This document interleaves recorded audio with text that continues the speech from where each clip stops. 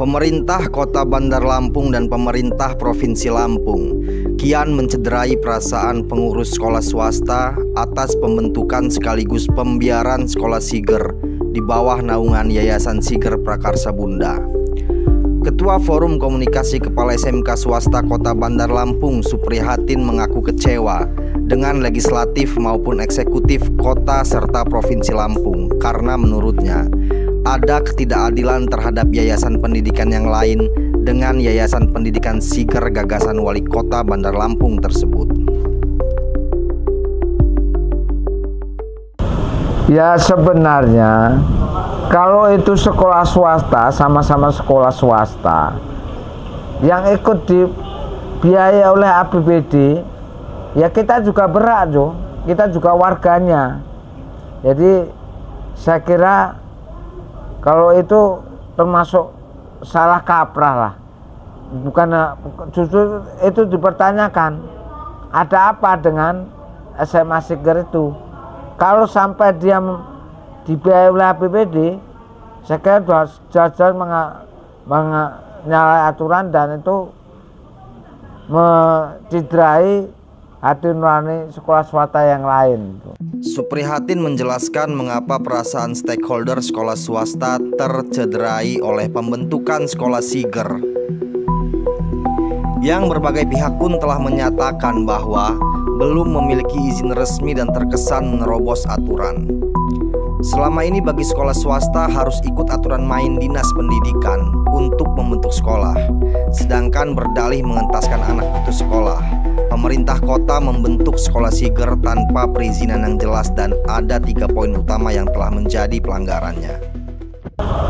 Saya kira kalau untuk pendirian sekolah itu jangan terburu-buru lah ya, jadi harus melengkapi semua persyaratan yang ada, yang berlaku. Jadi pertama dari segi SDM harus siap. Yang kedua bersamaan dengan lingkungan sudah mendukung apa belum, kalau SDM sudah mendukung apa belum. Yang ketiga baru persyaratan administrasi. Jadi kalau SDM itu belum mendukung, saya kira lebih baik ditunda lah, dipersiapkan dulu lah. Jadi kalau SDM-nya udah, contohnya pelengkap guru udah memadai belum? Kalau udah guru tenaga administrasi udah ada belum? Nah itu kalau udah ada, oke, monggo. Kemudian yang persyaratan dari masalah lingkungan. Untuk yang saya tahu, untuk mendirikan sekolah itu syarat harus memegang referensi dari 5 sekolah terdekat. Contohnya kita harus izin dulu dengan SMK Taruna, SMK Negeri 1, SMK 5, SMK PGRI. Itu kalau udah setuju, baru itu salah satu syarat untuk mendirikan sekolah. Nah itu udah dilakukan belum untuk SMA Siger nih?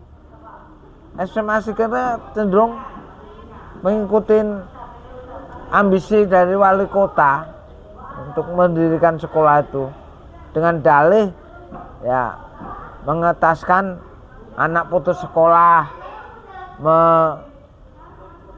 menampung murid-murid yang tidak mampu, sehingga jangan mengesampingkan persyaratan yang ada gitu. Jadi harus dipenuhi. Jadi itu aja sudah melanggar 3 poin. Lingkungan sekolah, terus SDM, dan tenaga administrasinya. Jadi itu saya kira yang perlu dikaji, yang perlu dipahami oleh, saya kira Pak Ibu Wali Kota kan punya staf ahli. Saya kira lebih bijak memberikan masukan kepada Ibu Wali Kota. Ya, benar yang diutarakannya. Sebab seorang pejabat di lingkungan Dinas Pendidikan Provinsi Lampung pun tak menampik bahwa sekolah Siger bakal menimbulkan masalah karena izinnya belum sampai provinsi, serta belum memiliki perangkat sumber daya manusia. Wali Kota Bandar Lampung Eva Dwiana sendiri pun mengakui hal tersebut. Sementara DPRD Kota maupun Provinsi Lampung belum ada yang dapat ditemui atau dapat diklarifikasi karena pada sekitar pukul 12.30 satupun ketua dan anggota tidak ada yang berada di ruang komisi. Untuk soal SMA Siger itu kan ada ketimpangan di aturannya.